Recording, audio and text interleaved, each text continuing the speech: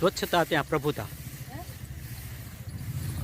સામાન્ય રીતે જાહેર રોડ છે એ ગંદો હોય એ કેમ ચાલે, અને આ ઘણા સમયથી અહીંયા ગંદકી જોવા મળતી હતી. ખાસ કરીને મોકળો છે એટલે શહેરભરની ગંદકી અહીંયા આવે અને આ સાફ નથી થતું. પરંતુ આજે ખાસ કરીને નગરપાલિકા, સાવરકુંડલા નગરપાલિકાના કર્મચારીઓ દ્વારા આ સ્વચ્છતા અભિયાનના ભાગરૂપે જ્યાં સફાઈની ઝુંબેશ ચાલે છે એ સંદર્ભે અત્યારે કાર્ય ચાલુ છે, આપ જોઈ શકો છો.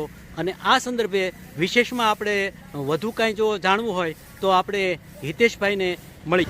હા, મને બેસ્ટ વ્યવસ્થા સાહેબે મને કીધું હતું, બરાબર છે. એટલે એ માટે મેં કીધું વાંધો નહીં સાહેબ, હું 2 દીમાં કરાવી નાખે વ્યવસ્થિત સાફ, બરાબર. એટલે મેં પછી માણસો મેકીને આજે સાફ કરાવી નાખે, બરાબર છે.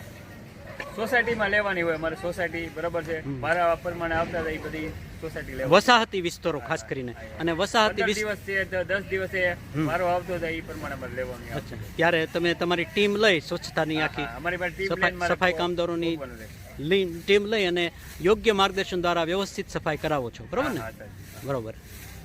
અમારા વોર્ડ નંબર 5ના કાઉન્સિલર જિગ્નેશભાઈ ભરાડને અમે સ્વચ્છતા બાબતે વાત કરેલી અને તેમણે રબારી સાહેબને જે સુપરવાઇઝર છે આ સ્વચ્છતાના, એને વાત કરેલી અને એની ટીમ લઈને અહીંયા સ્વચ્છતા માટે આવેલા છે અને આ સરસ કામગીરી કરે છે.